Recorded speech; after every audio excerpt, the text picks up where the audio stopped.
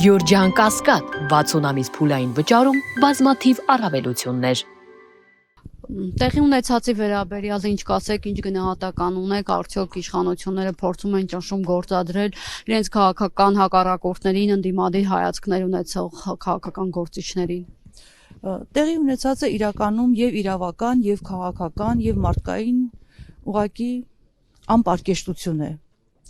Այս իշխանությունները ակնհայտորեն 26 թվականի ընտրություններից առաջ փորձում են նորից ուժ ցույց տալ, փորձում են քաղաքական դիմախոսներին ճնշել, փորձում են քաղաքական դաշտը ամայացնել, այլակարծությունը ոչնչացնել, որպեսզի 26 թվականին իրենք դաշտը այսպես մաքրած գնան ընտրությունների եւ ստանան այն, ինչ որ իրենք ուզում են ստանալ։ Սա ապացույց է այն բանի, որ Հայաստանի Հանրապետությունում այսօր չունենք իրավական համակարգ, արդարադատություն, սա ապացույց է այն բանի, որ մեկ մարդ տնօրինում է ամբողջ իրավական համակարգը եւ արդարադատությունը եւ նրա հրահանգով տեղի են ունենում այս կարգի խայտառակ ձերբակալություններ եւ կալանավորումներ։ Ես այստեղ նոր հետաքրքրվեցի եւ իմացա, որ Խաչիկի պարագայում ինչ որ հեռախոսային խոսակցության թեմա կա եւ ուղղակի աբսուրդ է այդ թեմա այդ խոսակցության տակ որևէ ինֆորմացիա, որ կարող է դիտարկվել ընտրություններին միջամտելու եւ այլնի հետ կապված չկա, բայց այս իշխանությունների պարագային բոլորովին հարկավոր չէ, որ կոնկրետ ինֆորմացիա լինի, փաստ լինի, իրենք փաստներ կհորինեն, ինֆորմացիաներ կհորինեն, իրենք իրենց ուզածին կհասնեն։ Սա նշանակում է, որ մեր երկիրը այսօր գտնվում է զավթիչների ձեռքին, սա նշանակում է, որ երկիրը գտնվում է անտերության մեջ, սա նշանակում է, որ քաղաքական ուժերը, հասարակական ուժերը, քաղաքական գործիչները, ընդդիմադիր ուժերը բավարար ջանք ու եռանդ չեն խնայել են, այսինքն եւ այս 8 տարիների ընթացքում չեն կարողացել երկիրը ազատագրել Նիկոլ Փաշինյանի իշխանությունից, սա նշանակում է, որ այս բռնապետությունը, այս ռեպրեսիաները շարունակվելու են եւ նման անակնկալներ էլի են լինելու եւ ընդդիմադիր այլախոհ կարծիք ունեցող բոլոր անձանց, քաղաքական գործիչներին, քաղաքական ուժերի ներկայացուցիչներին Նիկոլը փակելու է, որովհետև ինքը գնում է դեպի ավտորիտար պետություն, ինքը գնում է երկրի կործանում եւ բոլոր այն մարդիկ, որ համամիտ չեն իր վարած իշխանությանը, ինքը իրենց համարում է թշնամի։ Սա ուղղակի խայտառակություն է եւ ամենակարևորը եւ ամենատխուրը այն է, որ այս իրավիճակում միջազգային որևէ կառույց, որևէ դեսպանատուն, որ գործում է Հայաստանի Հանրապետությունում, մինչեւ այս պահը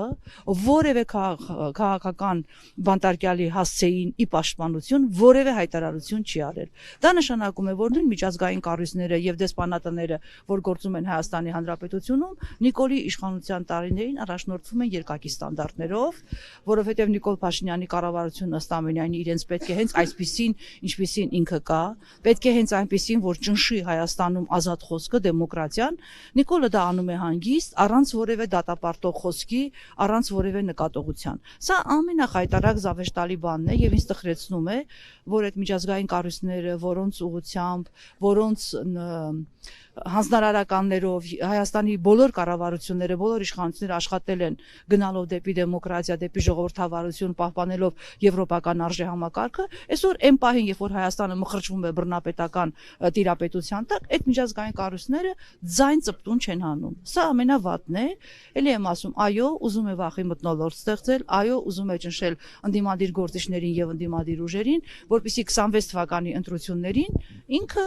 անի այն, ինչը ինքը արդեն մտադիր է անել եւ չի թաքցնում դա։ Հայաստանի իշխանությունները հայտարարում են, որ Հայաստանում քաղբանտարկյալներ չկան, այն անձիկ, ովքեր հիմա դատապարտված են, կալանավորված են,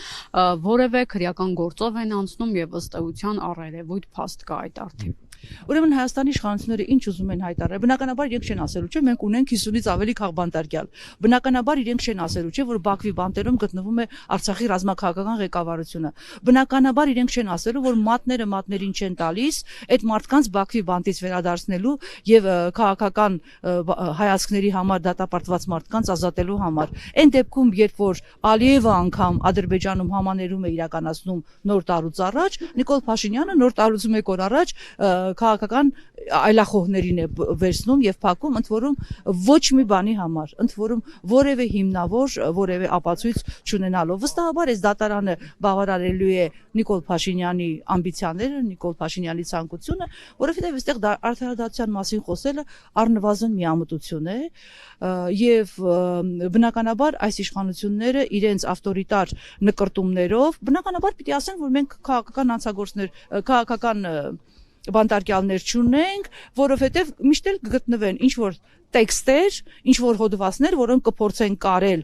ինչպես անում էին Արմեն Աշոտյանի պարագայում, Հանրապետական կուսակցության փոխնախագահ, ինչպես անում են հիմա Խաչիկի պարագայում, ինչպես անում են տարբեր քաղաքական գործիչների պարագայում, ինչպես անում են սրբազանների պարագայում, այլակարծությունը այս երկրում այլևս արգելված պտուղ է։ Այլակարծություն այս երկրում այլևս չի կարելի, քանի դեռ Նիկոլ Փաշինյանը երկրում իշխանություն է, այլակարծություն այս երկրում չի կարելի։ Բոլորը բռնվելու են, փակվելու են, կալանավորվելու են, ձերբակալվելու են։ Սա թող իմանան բոլորը, իմանանք բոլորս, բոլոր քաղաքական ուժերը, այլ կարծիք ունեցող մարդիկ, այս վախի մթնոլորտը ինքը տարածում է եւ ես չեմ ուզում ասել, որ ինքը հաջողության չի հասնում։ Ցավոք սրտի, ես պիտի օբյեկտիվորեն խոստովանեմ, որ ինքը հաջողության հասնում է։ Հակառակ պարագային, այստեղ շատ ավելի շատ մարդ հավաքված կլիներ, քան հիմա մենք կանք այստեղ։ Հակակոռուպցիոն կոմիտեի տարածած հայտարարությունում նշվում է, որ Խաչիկ Գալստյանը մեղադրվում է ընտրակաշարք բաժանելու մեջ, վաղաշաբաթի ընտրություններում։ Ըստ էս ինչու հիմա հիշեցին դրա մասին։ Տեսեք, հետաքրքիր լավ հարց եք տալիս, որովհետև իրականում դա հեռախոսային խոսակցությունն է, երբ որ աշխատողները ընդամենը ընդմիջման համար գումար են ուզել, որ ընդմիջում անեն։ Հիմա եթե սա ընտրակաշարք է, ուրեմն ընտրակաշարք է։ Ինչու հիմա հիշեցին, էլի եմ ասում, դա եղել է նոյեմբերի 17-ի կարծեմ հեռախոսային խոսակցություն, Էջմիածնի վաղաշաբաթի ընտրությունների։ Այո, վաղաշաբաթի ընտրություններից հետո է եղել։ Ներողություն, իսկ որ աշխատողները նաև կնշեք։ Չէ, ես անունները չգիտեմ, բայց ես գիտեմ, որ հեռախոսային խոսակցություն է եղել ընդամենը, որ երկու կին ասել են ուզում ենք ընդմիջում անենք, գումար երևի չեն ունեցել եւ այլն, եւ Խաչիկը չտվել այդ գումարը ըստ էության, էլի։ Այսինքն ամենածիծաղելի բանն է, որ կալես, սա մարդկային հարաբերություն է, մարդկային հարթություն է եւ ընդմիջման համար ինչ որ մարդիկ պիտի ընդմիջում անեն։